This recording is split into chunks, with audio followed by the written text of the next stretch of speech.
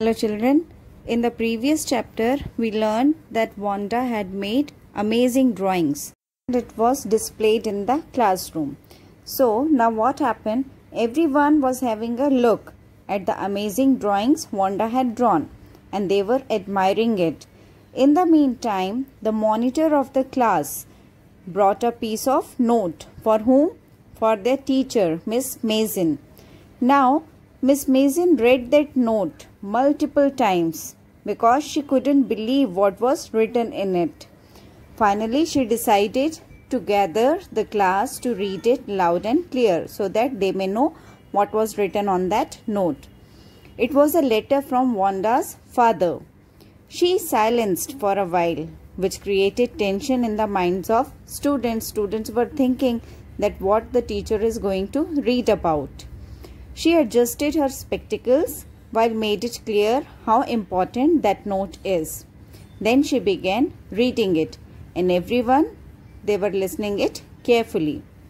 The letter began with a salutation to Miss Mason. Wanda's father conveyed his intention of not sending both of his children to school, that is Wanda and Jake. He mentioned that they were shifting to another city now, a big one, where no one would care enough for their strange name, means nobody would tease those children for their weird name.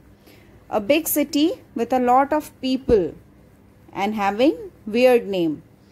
You remember Wanda's classmates thought her name was weird and funny, and Wanda was a Polish immigrant to America and thus she had an unfamiliar name, but then also she was teased by everyone. After hearing what was there in that letter, everyone was speechless. They were not able to utter a single word. Miss Mason too was stunned, and thus she cleaned her glasses, wore them again, and spoke to the class in a very low voice. She conveyed her disappointment to the class and asked them to ensure her that nothing was done purposefully to hurt Wanda. She gave the children benefit of doubt that everything they did was done unintentionally. She even said whatever happened was sad and unfortunate, and she advised the students to introspect about it too, whether they have done the good thing or the bad one. Now everyone began thinking about what was written in that letter and how each of them made Wanda feel. During first period, Maddie couldn't concentrate on her studies as she felt sick for not stopping Peggy at the right time. Had she stopped Peggy from playing that dress game with Wanda, things could have been different. Although Maddie never teased Wanda, but nor did she stop Peggy from doing it, which makes her just as bad or maybe worse. Peggy's intentions were never to hurt Wanda, and she was not aware that her game hurt her feelings.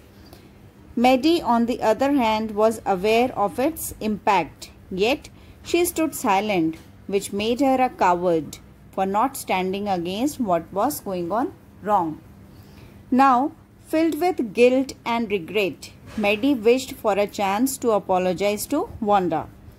Hoping Peggy would be thinking about Wanda too, she takes a look at Peggy, but she was busy in study.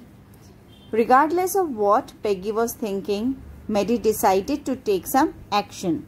She hoped Wanda hadn't yet moved away and she could tell her how sorry she was and appreciate her 100 dresses.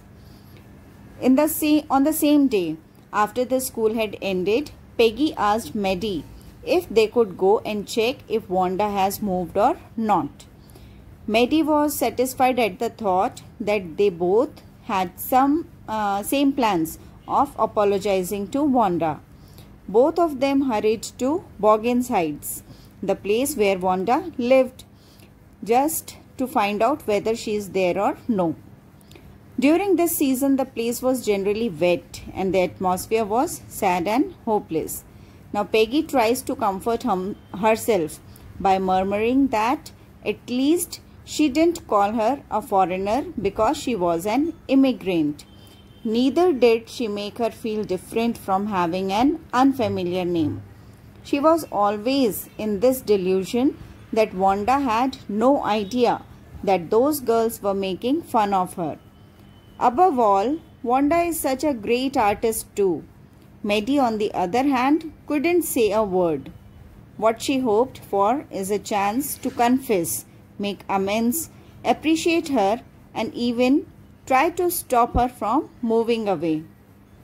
In fact, she even thought of conveying her idea to protect Wanda if anyone tried to trouble her in any way. In order to reach the place before night, they hurried. They saw a white little house up there, which they thought was the place where Wanda lived. The house and its surrounding were quite shabby but clean, just like Wanda's blue dress, which was worn out but clean. Thin bunches of grass grew along the path that led to her house. They resembled thin kittens. Now, no one could be seen around the house. They knocked both at the front and backyard doors, but to their disappointment, there was no answer. Now, the Petronsky had gone, and along with them, Maddie and Peggy's last chance to make amends too. In order to comfort herself, Peggy started saying that Wanda must have looked for drawing inspiration only after she started her dresses game, and hadn't she done that, Wanda would have never won the drawing competition. Maddie also tried to convince her after what Peggy said, and that if this is the case, she doesn't have to feel so bad. But later that night, she couldn't sleep as she was thinking constantly about Wanda's little house and her faded blue dress, both shabby but clean, and her glorious 100 dresses that were all lined up in the classroom instead of the closet. Finally, she sat in her bed and started thinking deeply, the hardest she had ever done. She pressed her forehead tight in her hands, which indicated that she was really trying to concentrate. And after thinking so much and so deeply, she came to a conclusion that she will always stand against the wrongs and will never say nothing when she has to. She decided that she would never let anyone make fun of others because of their appearance, their name, clothes, or where they come from. She also decided that she would not shy to speak up against Peggy, even if it meant losing her friendship. She could not go in the past to make amends with Wanda, no matter how much she wanted to, but from now on, she is never going to let another person feel embarrassed or unhappy again. On Saturday, both of them sat together and decided to write a letter to Wanda, telling her about the contest, asking her where she is living now and how that place is. No matter how much they wanted to apologize, they couldn't summon the courage to do so, and thus they decided to write a letter. They mailed it to Boggins Heights with "Please forward" written on it because they didn't know her new address. There was no reply from Wanda, but they didn't also receive the letter back. Thus, they concluded that it must have reached Wanda, but she was so upset that she is not giving answer. They waited for weeks, but still they didn't get any reply. Peggy began to forget about this whole thing, while Maddie used to make scenarios in her head before sleeping while she defended Wanda. She thought of scenarios where large group of girls surrounded Wanda and would ask her, "How many dresses have you got?" And as soon as anyone could say more, Wanda would interrupt and say, "Stop," so that all of them could end up ashamed. It was winter season and there was snow everywhere on the ground. Christmas had come. They decorated their classroom with bells and a small tree. That day, Miss Mason told the students that she had received a letter from Wanda. She is very happy to receive it because now she can send her the medal too. The letter began in a very friendly tone. Wanda asked how everyone was and that they could keep her 100 dresses because in her new house she has another lot of 100 dresses lined up in her cupboard. She specifically mentioned the dress she wanted Maddie and Peggy to take home. The green dress with red trimmings was for Peggy, while the blue one was for Maddie. She expressed her affection towards Miss Mason and wrote her new teacher could never replace Miss Mason. She winded up the letter by wishing everyone Merry Christmas and also wrote that she missed everyone in room number 13. It was Christmas season and all the houses were decorated. Grocery stores were stocked with Christmas trees, candy, peppermint sticks and other Christmas stuff. The atmosphere was colorful and joyful. Maddie and Peggy took home the drawings very carefully when Peggy realized that this gesture implies that Wanda liked them. They also assumed that she got their letter and everything was peaceful between them. Maddie, on the other hand, was quite sad because she would never be able to see that polished, tight-lipped girl again. She would never get a chance to make amends. As soon as Maddie reached home, she displayed her drawings on that part of the wall from where her pink flowered wallpaper was slightly torn.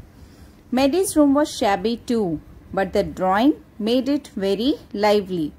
She stared at the drawing constantly and thought how nice Wanda had been to them. While staring at the drawing Wanda had given her, Maddie's vision got blurred from tears. She rubbed her eyes and noticed that Wanda had actually drawn Maddie's face along with the dress. The colors of the dress were so bright and vibrant that the face was hardly visible. Maddie got excited and ran towards Peggy to check if she had noticed it too. As soon as she reached Peggy's house, she asked her for the picture. The drawing was lying upside down on the bed. Maddie raised it and yes, it was Peggy in that drawing. Both were left in shock and awe at the same time. Peggy exclaims that she was right about the thought that Wanda liked them. Maddie, whose eyes get filled with tears every time she recalled that scene where Wanda would look at the girls laughing at her, also agreed with Peggy. So this was all about Wanda Petronsky.